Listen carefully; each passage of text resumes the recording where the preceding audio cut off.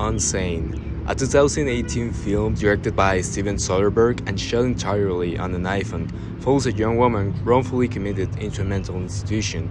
As she tries to get out, she notices that her stalker is a member of the staff who had previously conspired to get her there.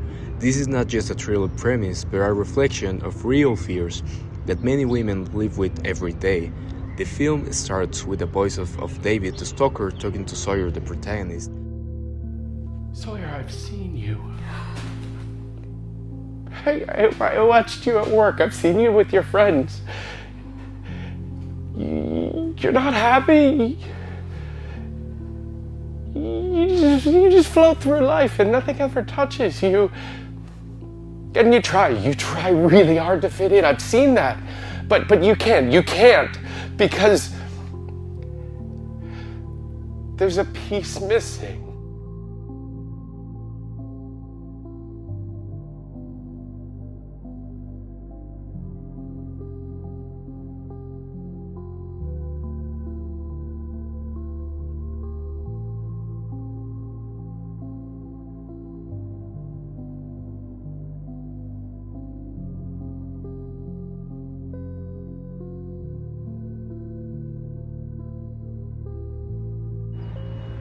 Color also has a significant role in this film.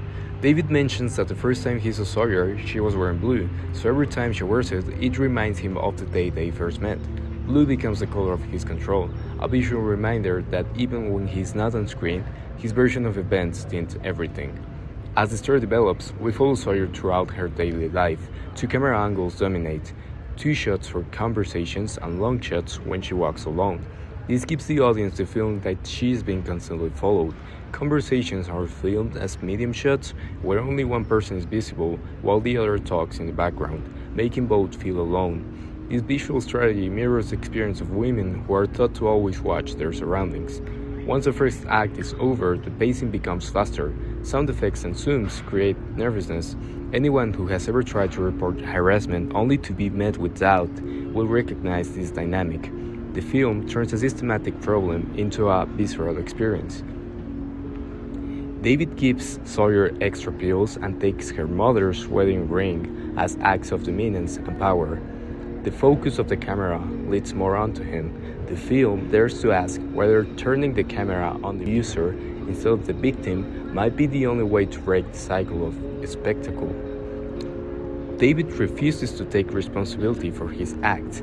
He maintains a calm yet manipulative attitude, affirming that he loves her. Sawyer takes a different approach, manipulating him in order to obtain her freedom. This reversal of the case shows that survival sometimes requires becoming a little like the person you fear. After a few days in solitary confinement, Sawyer gets a chance to escape. David is hurt. The ambience is still tense, with blue tones and tense music. David recovers and gets a hold of Sawyer again. She escapes a second time, passes out, and when David lies next to her thinking she is unconscious, Sawyer uses a sharpened spoon to kill him. The film ends with a time jump to a restaurant, where Sawyer sees a man who looks like David. But when she approaches, it is a stranger. The film closes on a still image of Sawyer's facial expression.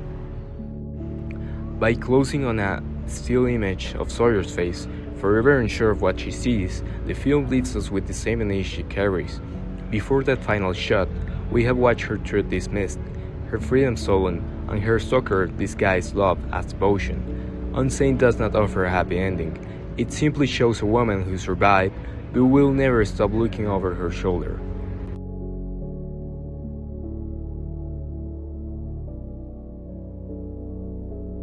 Or maybe it's all in my head.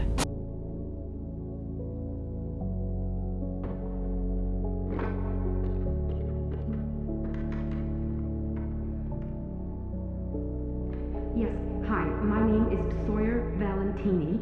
I am at Highland Creek Behavioral Health Facility. I am being held here against my will. Please, send help. Thank you. I'll be out of here in like 20 minutes. Do you know how many calls the cops get like that every week? Those are from crazy people.